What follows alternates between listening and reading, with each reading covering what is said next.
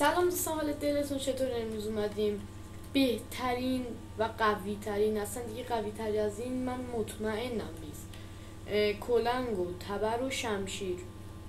اینی که من دارم بهتون معرفی میکنم تضمینی و اصلا سروایول برید بازی کنید، حالشو ببرید. لایک و ساب فراموش نشه، زنگولرم بزنید که ویدیو گذاشتم با خبر بشید. آقا بیاین مثلا از شمشیرش شروع کنیم. این شمشیرش رو میزنی، این فقط واسه حیوان ها، چی میدونم همین آیرین هست، همه چی به 64 تا میده یا 2 تا به 64 تا میده یا نمیدونم. الان آیرن گولن رو بده نده با یه ضربه هم میکشه، یعنی تو تبرش هم یه ضربه بزنی میکشه. این تمام. خب الان مثلا این 3 تا داد، این آیرن گولن رو توش آهن داره، باید با کلنگ میزنه نمیشه، این به 64 تا نمیده، باید بری آهن پیدا کنی. الان واسه همه اینا گوشاشون رو پخته، حالا به جزه هست گوشاشون رو پخته میده، به 2 تا 64 تا میده. نها کن این شمشیرش، الان من هیچی نداشتم، 64 64 64 هم چرمش رو به 64 تا داد هم گوشش. الان نها کنید، دقت کنید، من هیچی ندارم. خب این گوسفند الان بیشتر شد دیگه، نگین الان مثلا کریتیو هم هستم، اینم از هست. نها کنید چقدر چرم اینا میده و این شمشیرش خیلی خوبه، با یه ضربه همه چی رو میزنه. وایس الان بریم مثلا روی اینا امتحان کنیم. نگاه کنید با یه ضربه و یه چیز خیلی خفنیه. الان مثلا اسلایم هم الان نها کنید 64 تا به ما میده، دقت کنید خیلی زیاده اونجا و ما نمیخوایم بالا برداریم، بریم بالا کنیم چی. خب الان آقا میریم سراغ کلنگش. اینا چرا ول نمی کنن؟ میریم سراغ کلنگش آقا که بهتون رسیم کریتیو کنم برم بالا بهتر.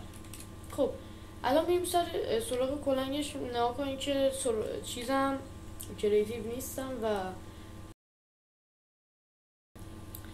بعد آقا الان نها کنید با یه ضربه 2 تا کند. خب حالا اینم 64 تا میده، شاید هم بیشتر. نها کنید 2 تا دونه کندم، 3 تا 64 تا با یه دونه 55 تا. یا نها کنید آهنش چقدر میده. یا وایسین اینا رو بندازم، اینا رو اینطوری بهتره. با یه دونه زدن بهتون 64 تا میده دیگه، از این قوی تر نظر من نیست. الان نها کنید مثلا این 64 تا 21 با یه دونه زدن، یا مثلا این 64 تا 50. بیا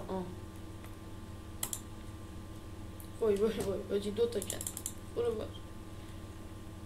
مثل کریتیو این کلنگش نمیتونه با یه ضربه بزنه و فقط این الماس و دایمندینا. در کل که کلنگش هم یه چیزی خفن و باحالیه. بعد ویلکوم ما رو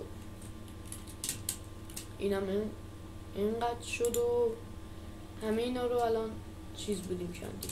حالا میریم سراغ تبرش که اینا رو بندازیم. تبرش ولی مثل اینا نیست و فقط چجوری بگم، سریع دیگه، همین به این دیگه 64 تا نمیده و فقط سریع میزنه.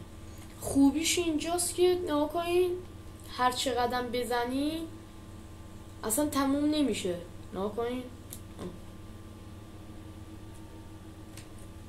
تا صبح دایمند و یه چیز خیلی خفنیه.